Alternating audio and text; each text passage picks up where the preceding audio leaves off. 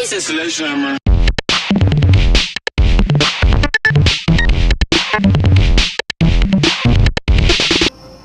Hey YouTube, welcome back, it's Derek Gainer. Today we are going to play more Body Harvest. Again, this is for the Nintendo 64. Again, this is the precursor to the more modern GTA games. I realize now that the first one came out about the same time period as this. However, this I feel like was heavily inspired. I believe that the GTA 3 was heavily inspired by this. Like, they wanted an open world game where you can fly around in vehicles, much like I am doing right now, and just do stuff. However, as you can tell already, I would hope that you've noticed by now that in Body Harvest that it's not really much of an open world. I would say it's a great step forward into open world. However, due to console limitations for the time,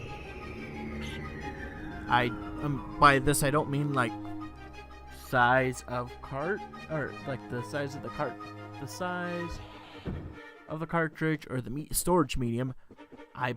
It would be the processing power of the Nintendo 64 hardware. That's why some of these levels are a little bit bigger, is because they're a little less full. And then sometimes they just want to make sure that there's plenty of space for... not plenty of space, like not overdoing it on space, because this level doesn't necessarily need to be gigantic. Could have been a little bigger with a couple more puzzles. However, it's not that bad. We've been treated to some worse levels before. Can't think of any off the top of my head, but there are worse. Definitely a lot worse. Again, I wish this had a little bit more to it, because this is a really short area. Right now, we're going to pick up people off the oil rigs, and there's 5 in a lake. I'm not totally sure about how legitimate that would be, but I feel like 5 rigs in one little lake is a little overkill. Just to let you guys know that I did not actually rescue all the people off the rigs. I got a little caught up on a part of a rig later, like on the last rig I got. So I got most of the people. I think I missed like 1 or 2, and I can't move the camera. I was trying to figure out how to move the camera so I could see behind me, see people, see the people getting on. But it was just not to be. I guess I was parking the wrong way too.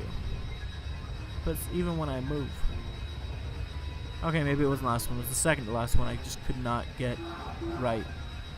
But people are making onto it anyways. And it was here that I noticed, hey, I only got 15 seconds left.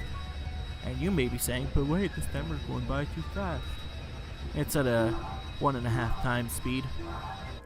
So, and then boom. It doesn't even get to 0, it just goes boom at 1. I want my 1 more second.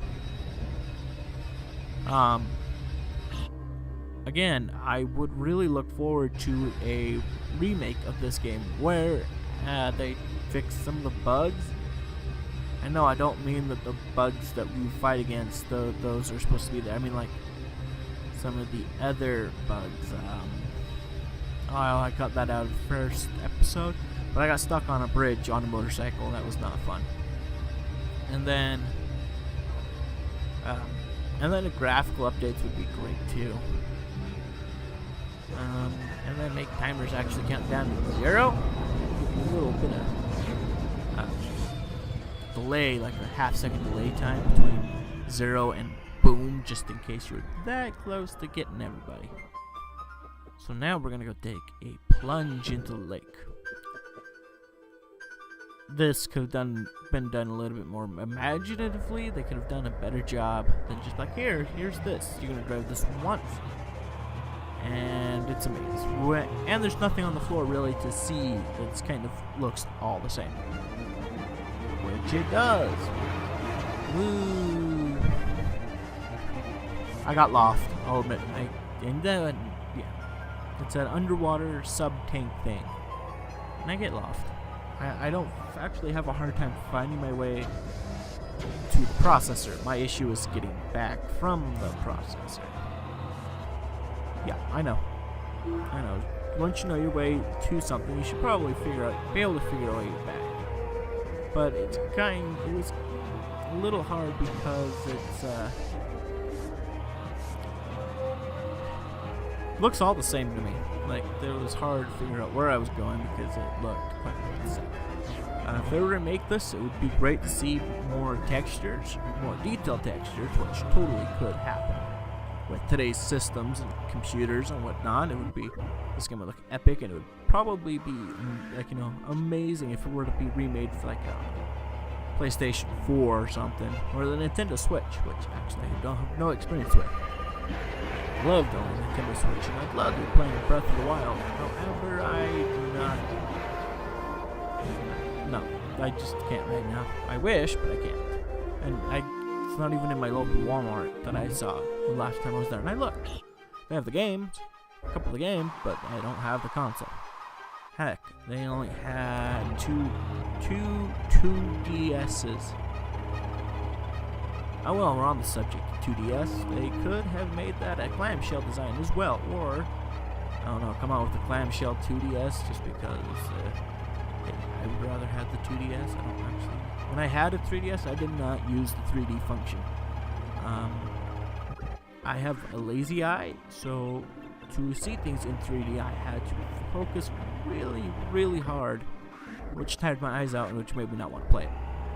So I just left the 3D off. It's pretty gimmicky, I'll have to admit.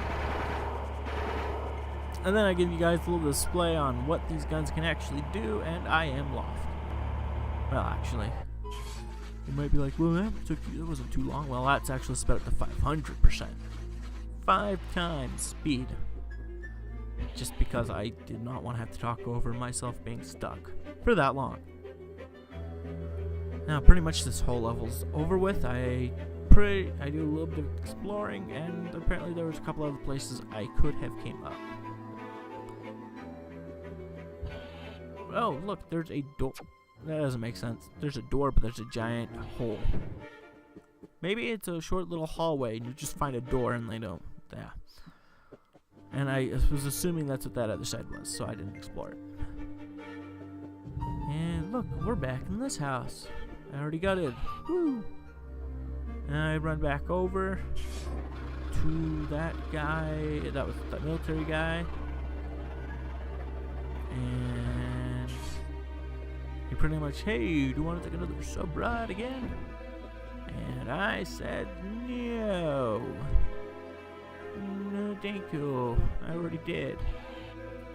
Once is enough. So, again, thank you for watching. I hope you all have a great day, great night, afternoon, whatever it may be, wherever you are, whatever you're doing. I hope you have a splendid whatever. I'm sorry. I don't want to be rude. I just have no idea what's going on with you in your life. And I guess I'm just trying to fill up time because I wasn't 100% sure where the end was. And it is slowly approaching.